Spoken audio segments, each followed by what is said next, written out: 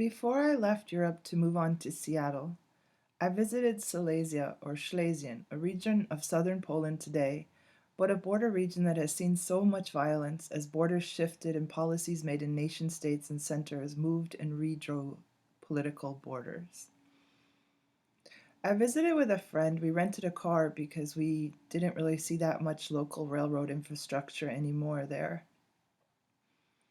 In my Latin American travels, I had learned the word susto, and I had learned that shamans or curanderos locally where I'd lived in Central America, part of the cure for susto, which is something like trauma, was visiting the place where the trauma had happened. It sort of grounds the trauma, especially in Central America, where I was living in the Peace Corps and where I returned to do research as an anthropologist in a rural area. People often get swept away in rivers that grow during the rainy season.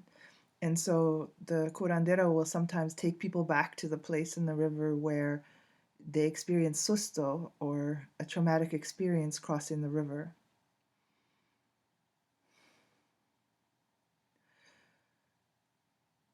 The trauma of my family existed in memory. There are certain images I had with it, and there was a large pain body. The spiritual teacher Eckhart Tolle uses the term pain body to describe the inherited pain that people who've experienced historical pain share, and that he sort of teaches that it's our responsibility to bring presence to that pain.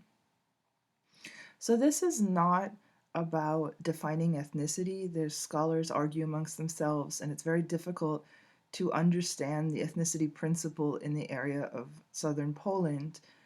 I did find, however, that reading scholarly work really gave me words to express and articulate my social location. I'm not sure where that term comes from, articulating one's social location. I think I picked it up somewhere in an anthropology conference, but I'm not sure which theorist that comes from. I do think that there's a use for a lot of anthropological terminology about culture to articulate one's own social location. There was a dissertation that I read that called what happened in my family and that had created a lot of pain body in my family, I think, an ethnic cleansing. And finding that term like shifted everything for me, and I started to look into this a lot. My therapist told me that experts are divided on what causes personality disorders.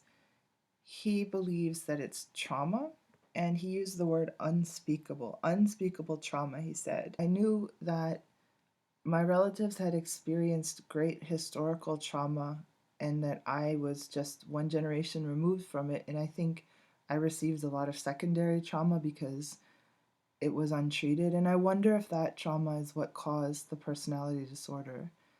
I guess we'll never know. Sometimes we can't identify causes.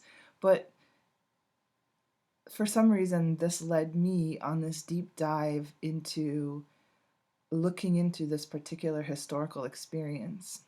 My family come from an area that is now in southern Poland called Silesia.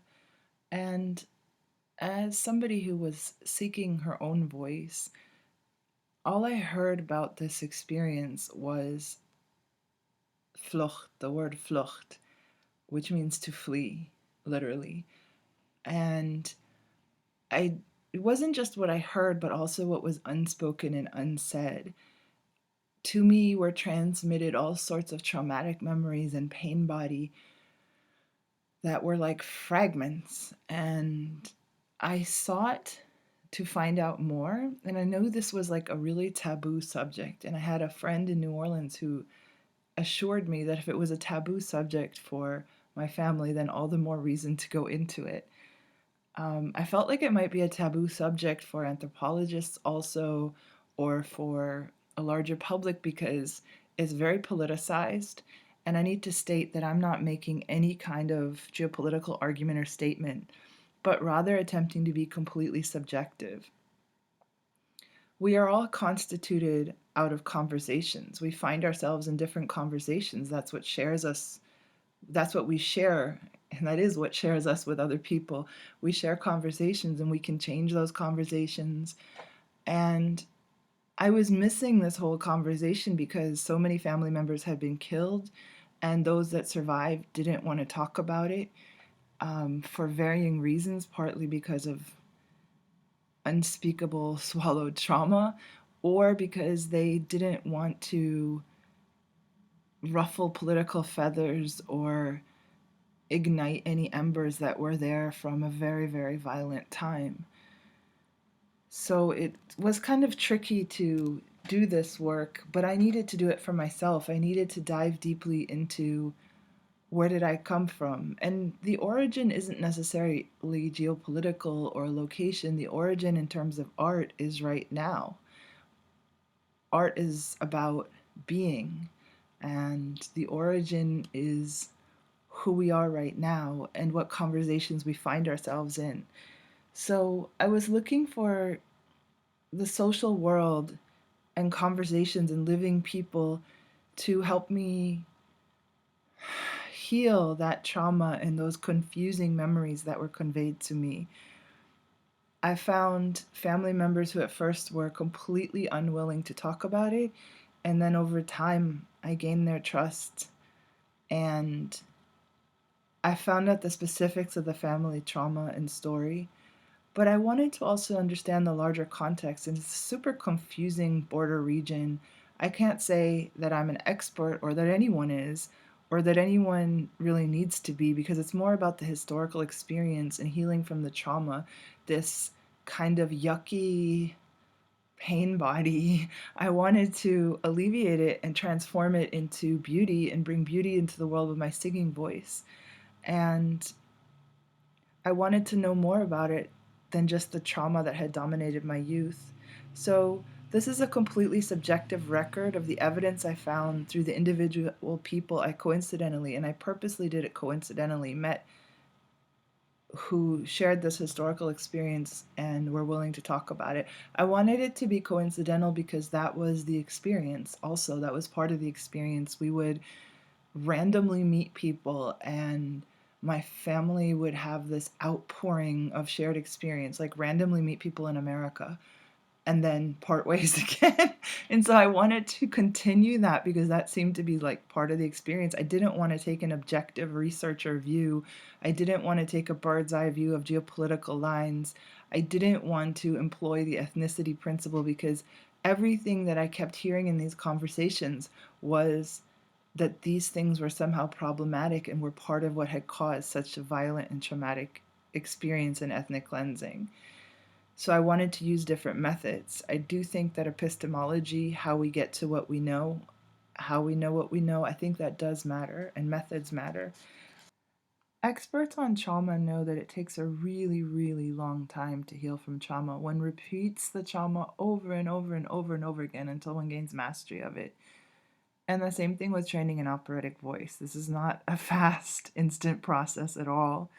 So I consider this my research, but it's not something that even though I applied, I didn't receive grant money for it, and I didn't really have any kind of institutional support for it. I just managed on my own because I needed to go this journey. This was completely subjective and intersubjective on purpose. It was about embodying my subjectivity instead of taking the bird's eye view of objective research methods. I didn't want to reiterate political boundary lines and ethnic groupings without examining where they came from. And I didn't want to just reiterate and reinforce them because from so many people that I talked to, that was the problem in the first place. It's about me and my family's healing. I'm the continuation from ancestors, ancestors who had to live in silence in many ways, which I get into in the text version of this, very specific historic ways that they had to live in silence about this ethnic cleansing experience.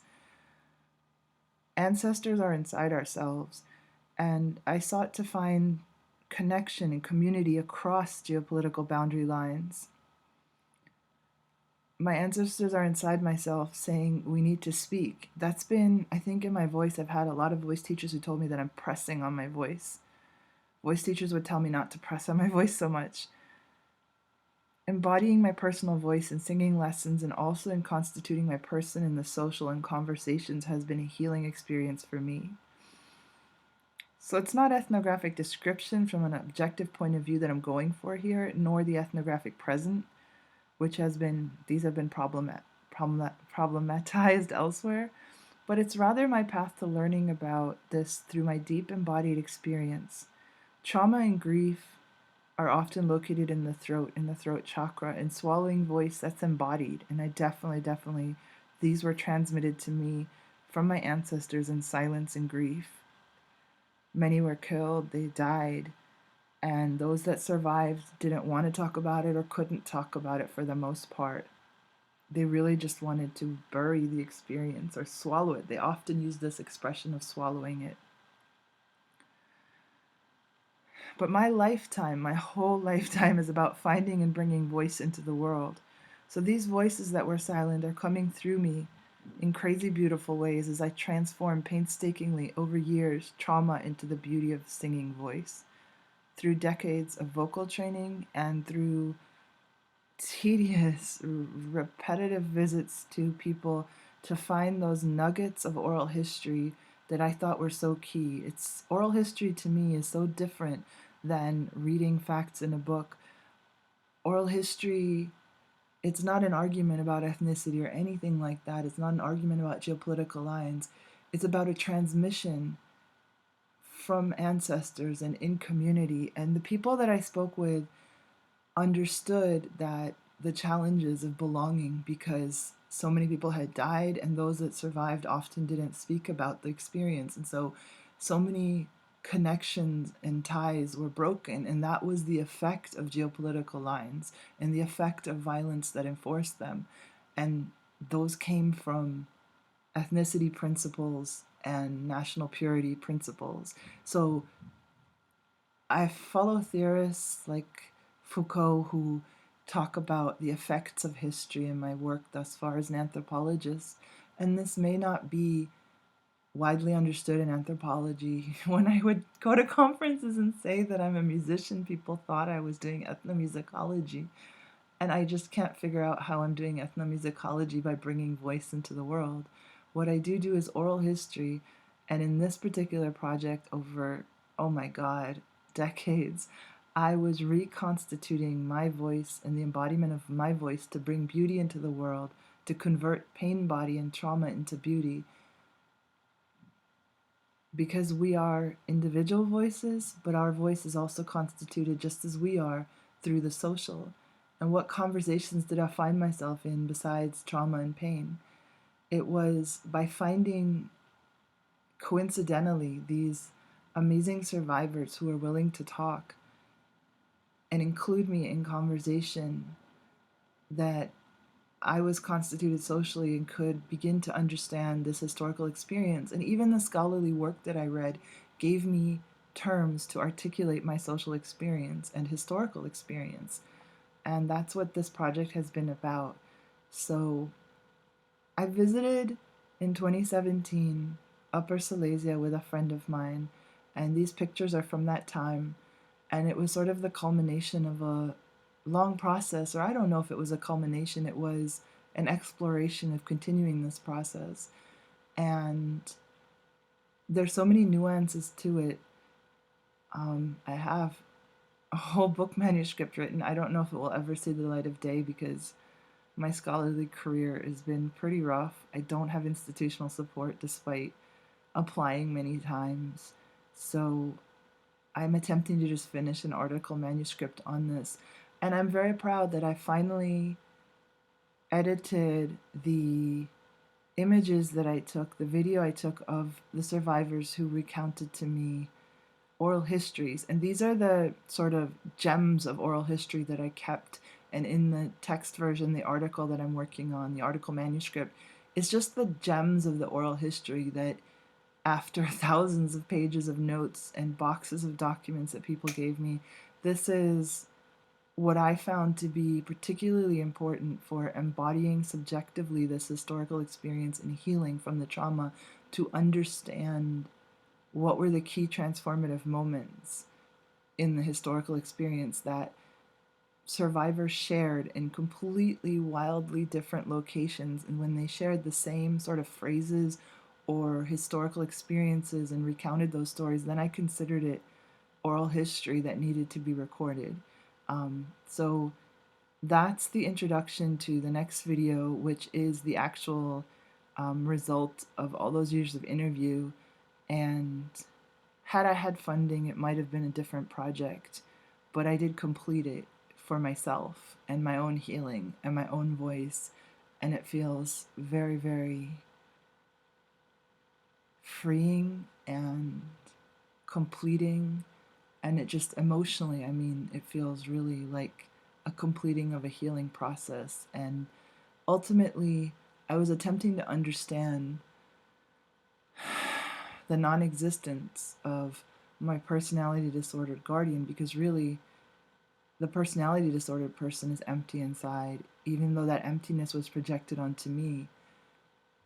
This was my way of constituting myself so that I could bring voice into the world. Voice is ultimately space too, but it's a space filled with beauty, not emptiness and trauma and pain body. And that was my choice.